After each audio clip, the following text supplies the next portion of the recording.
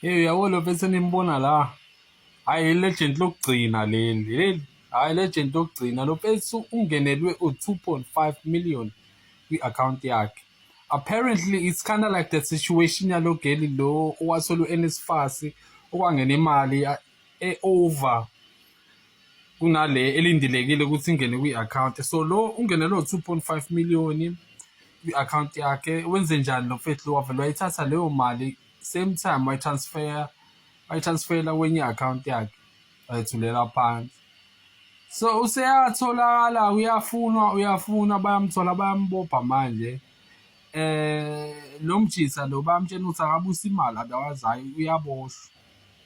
Uyabatshela ukuthi hayi khululekani ngibopheni imali kodwa ayindawo.